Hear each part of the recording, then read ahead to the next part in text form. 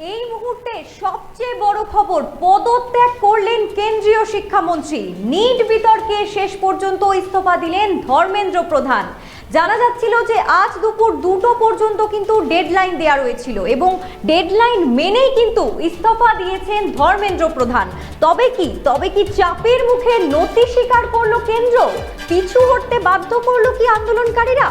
কেন্দ্রীয় মন্ত্রী কিন্তু পদত্যাগ করেছেন। আপনাদের আরো একবার জানিয়ে রাখি যে আমাদের যে শিক্ষামন্ত্রী রয়েছেন, কেন্দ্রীয় শিক্ষামন্ত্রী পদত্যাগ করেছেন। নিট বিতর্কে শেষ পর্যন্ত ইস্তফা দিলেন ধর্মেন্দ্র প্রধান। ডেডলাইন মেনেই কিন্তু তিনি ইস্তফা দিয়েছেন। চাপের মুখে পড়ে কি তবে নতি স্বীকার করলো কেন্দ্র? এই বিষয়ে আরো বিস্তারিত জেনে নেব আমাদের সঙ্গে ডেস্ক থেকে। আমাদের সম্পাদক উত্তম পাল আমাদের সঙ্গে রয়েছেন। উত্তম, তবে কি বিজেপির চাপে এই যে ককরোচ জনতা পার্টি, তার যে সদস্যরা রয়েছেন তারা আন্দোলন করছিলেন এতদিন ধরে, আমরা সকলেই জানি, সেই আন্দোলনের চাপে তাদের কাছে কি নতি স্বীকার করলো অবশেষে কেন্দ্র? উত্তম। কেন্দ্রীয় শিক্ষামন্ত্রী ধর্মেন্দ্র প্রধান কেন্দ্রের সঙ্গে আজকে কথা বলার কথা ছিল। তার 1.5 ঘন্টা আগে কেন্দ্রীয় শিক্ষামন্ত্রী তিনি পদত্যাগপত্র দেন এবং তাদের যে ককরোচের যে দাবি, একটা দাবি ছিল যে কেন্দ্রীয় শিক্ষামন্ত্রীর এই দাবি, সেই দাবিটাকে যে তাকে ইস্তফা দিতে হবে, সেই দাবি পূরণ হলো বলে মনে করা হচ্ছে। তোমরা জানো যে ককরোচ পার্টি দীর্ঘদিন যাবৎ এই আন্দোলন করছিল যে নিট যে বিতর্ক, যে একটা দীর্ঘদিন যাবৎ ছাত্রছাত্রীরা সমস্যায় পড়েছিল এবং দিল্লি থেকে সারা দেশ এই আন্দোলনে গড়ে তুলেছিল ককরোচ পার্টি। ফলে একটা চরম পরিস্থিতি তৈরি হয়েছিল। গতকাল কলকাতাতেও একটি বড় আন্দোলন হয়েছিল, সেখানে পুলিশকে কাঁদানে গ্যাস ছুটতে হয়েছিল। অর্থাৎ ছাত্রদের উপরে যে আন্দোলন, যে পুলিশি অত্যাচার, তার বিরুদ্ধে ককরোচ পার্টি আন্দোলন করছিল। এমনকি এই দাবিতে, যে কেন্দ্রীয় শিক্ষামন্ত্রী পদত্যাগের দাবিতে অনশন আন্দোলন চলছে, দিল্লিতে অনশন আন্দোলনও চলছিল এবং কেন্দ্রীয় সরকারের সঙ্গে কথা বলার পর সোনাম মুমচু সেখান থেকে তার অনশন অবস্থান প্রত্যাহার করলো। কেন্দ্রীয় শিক্ষামন্ত্রীর যে পদত্যাগ, সেই পদত্যাগ থেকে তার পিছু হটেনি। অবশেষে আজকে ককরোচ পার্টির সঙ্গে একটি আলোচনায় বসার কথা ছিল, যে তাদের একটাই দাবি, কেন্দ্রীয় শিক্ষামন্ত্রী পদত্যাগের দাবি। তার ঠিক 1.5 ঘন্টা আগে কেন্দ্রীয় শিক্ষামন্ত্রী তিনি তার পদ থেকে ইস্তফা দেন। সেখান থেকে টুইটের মাধ্যমে তিনি জানিয়ে দেন যে তিনি তার পদ থেকে ইস্তফা দিয়েছেন।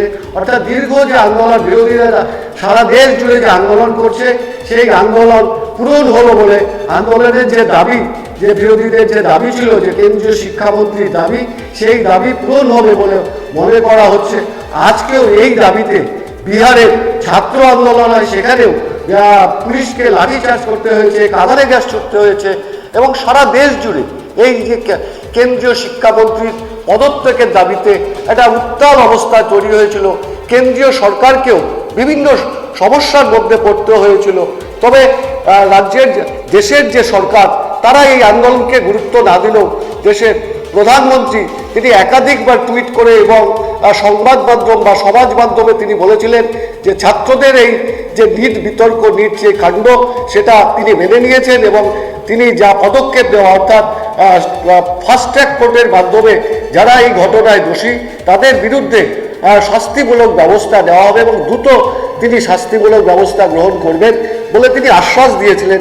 তবুও প্রধানমন্ত্রীর আশ্বাসের পরেও যে ককরোচ জনতা পার্টি, তারা সেই তাদের কথায় বলেনি। প্রধানমন্ত্রী তিনি আশ্বাস দিলেও ককরোচ জনতা দলের যে প্রস্তাব বা দাবি ছিল যে কেন্দ্রীয় শিক্ষামন্ত্রী তার পদত্যাগ, সেই পদত্যাগের জায়গার থেকে সরেননি। আজকে সেই দীর্ঘ যে দাবি, সেই দাবি পূরণ হলো বলে মনে করা হচ্ছে। অর্থাৎ কেন্দ্রীয় শিক্ষামন্ত্রী তিনি তার পদ থেকে ইস্তফা দিলেন। দেবস্মিতা, ধন্যবাদ উত্তম, সঙ্গে থেকো। কেন্দ্রীয় শিক্ষামন্ত্রীর এই যে পদত্যাগ, তার এই পদত্যাগের যে পদক্ষেপ, তাতে কিন্তু বলাই যায় যে প্রধানমন্ত্রী হয়তো রাজধর্ম পালন করলেন। আপনাদের আরো একবার জানিয়ে রাখি, কেন্দ্রীয় শিক্ষামন্ত্রী ধর্মেন্দ্র প্রধান কিন্তু পদত্যাগ করেছেন। নিট বিতর্কে শেষ পর্যন্ত ইস্তফা দিয়েছেন ধর্মেন্দ্র প্রধান। এবং আজ দুপুর 2টো পর্যন্ত কিন্তু ডেডলাইন ছিল এবং ডেডলাইন মেনেই কিন্তু তিনি ইস্তফা দিয়েছেন। সিজেপি পার্টির যে যারা আন্দোলনকারী ছিলেন তাদের কাছে কি অবশেষে নতি স্বীকার করলো কেন্দ্র? আপনাদের আরো একবার জানিয়ে রাখি, কেন্দ্রীয় শিক্ষামন্ত্রী পদত্যাগ করেছেন। নিট বিতর্কে শেষ পর্যন্ত ইস্তফা দিয়েছেন ধর্মেন্দ্র প্রধান। আপনারা দেখছেন যে কিভাবে পুলিশের ওপর কালকে কিভাবে পুলিশের ওপর জুতো ছোড়া হয়েছিল এবং আন্দোলন করছিলেন সমস্ত জায়গায়, দিল্লি থেকে শুরু করে কলকাতা থেকে শুরু করে সমস্ত জায়গাতে কিন্তু এই আন্দোলন চলছিল। দিল্লির রেশ কিন্তু কলকাতাতেও পড়েছে এবং বিভিন্ন জায়গায় শিলিগুড়িতেও তার রেশ পড়েছে এবং সেখানে ছাত্রছাত্রীরা আন্দোলনে নেমেছিল এবং তার জেরেই কি এই পদক্ষেপ? আপনারা শুনলেন আমাদের সম্পাদকের কথা, তিনি তুলে ধরলেন, পুরো বৃত্তান্ত তুলে ধরলেন। কেন্দ্রীয় শিক্ষামন্ত্রী কিন্তু অবশেষে পদত্যাগ করলেন।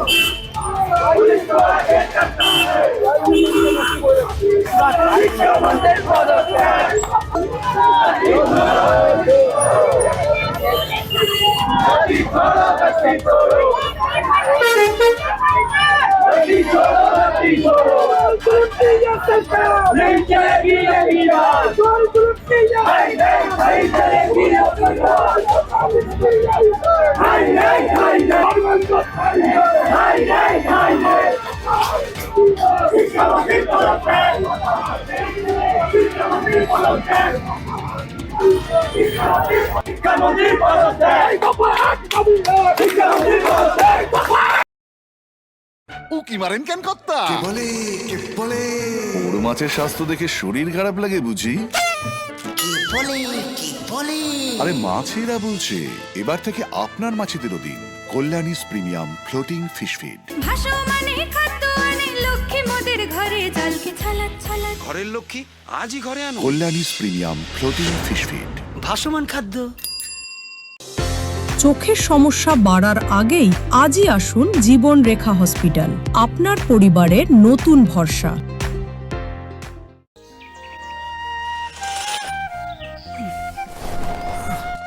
হ্যাঁ রে, তুই নিজেকে কি সুন্দর ফিট রাখিস, তোর বরকে রাখতে পারিস না? তোর দাদা জেনেছে nature pure rice bran oil দিয়ে রান্না করলে শরীর এমনি সুস্থ থাকে। হ্যাঁ সে তো ঠিকই, শরীর চর্চার পাশাপাশি ভালো তেল দিয়ে রান্না করাটাও জরুরি, আর সেই জন্যই আমার একমাত্র choice nature pure rice bran oil.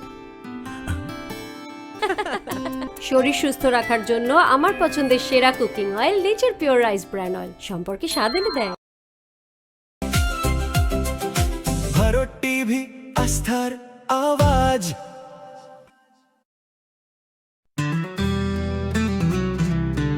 Grocery থেকে কসমেটিক্স,